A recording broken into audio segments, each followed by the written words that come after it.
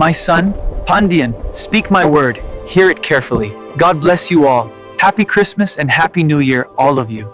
ஆனது ஒரு நாளும் நம்மளை வழிநடத்தும். ஆதியிலே வானத்தையும் பூமியும் உண்டாக்கின தேவன்.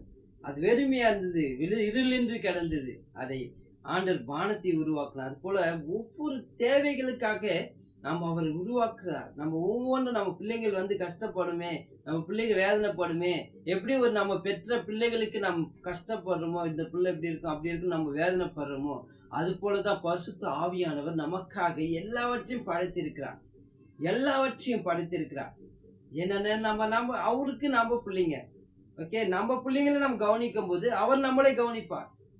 எப்படி ஒரு தாய் தகப்பனை நம்ம எப்படி பார்க்கிறோமோ, எப்படி கவனிக்கிறோமோ, அது போலதான் நம்மளை தகப்பனா இருந்து நம்மளை வழிநடத்துவார். என் அன்பின் சகோதர சகோதரிகளே, இந்த வார்த்தை உங்களுக்கு பிரயோஜனம் உள்ளதா இருக்கும். இந்த வார்த்தை உங்களுக்குள்ள கிரியை செய்யும். இந்த வார்த்தை உங்களை தூண்டும். ஆமென். அவர் தான் நம்மளை நடத்தினார், அவர் தான் நம்மளை வழிநடத்தினார். மனுஷனை நம்ம பார்க்கவே கூடாதுங்க. மனுஷனை பார்த்து நம்ம ஓடணும்னா ஆவியில நம்ம வளர முடியாது.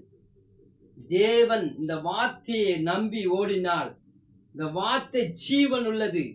இந்த வார்த்தையை நீங்கள் அதிகாலை எழுந்து துதிக்கும் போது, வார்த்தையை படிக்கும் போது, இந்த வார்த்தையிலிருந்து வருகிற வார்த்தை உங்களுக்கு சுகமளிக்கிற வல்லமை இறங்கும், சுகமளிக்கும், ஆராதிக்க வைக்கும்.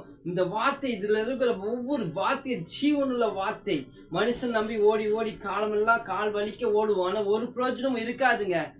இந்த வார்த்தையை நோக்கி, ஆண்டவர் நோக்கி நீங்கள் பார்க்கும் போது கர்த்தர் கிரியை செய்வார், கர்த்தர் மகிமைப்படுத்துவார். ஜீவனுள்ள வார்த்தை ஒவ்வொரு நீங்க பேசுன, அவங்க பேச மனசு பற்றுவாங்க.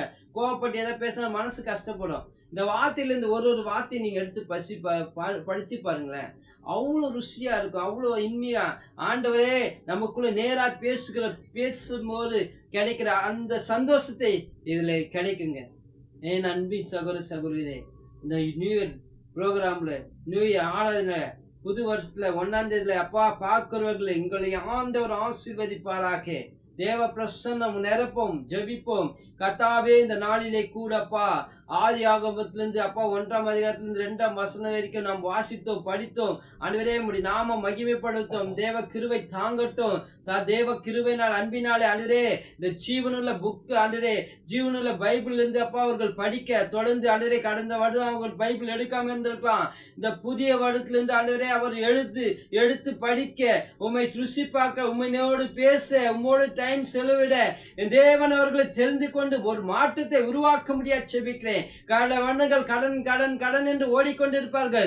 இந்த வருடத்துல அப்பா இந்த வார்த்தை படிக்கும் போது எல்லா கடனை அடைக்க முடியாது, எல்லா தேவைகளை சந்திக்க முடியாது செபிக்கிறேன். ஏசப்பா, உம்முடைய நாம மகிமைப்படுத்தும். அற்புதங்களை செய்யுங்கப்பா, அதிசயங்களை காண பண்ணுங்க.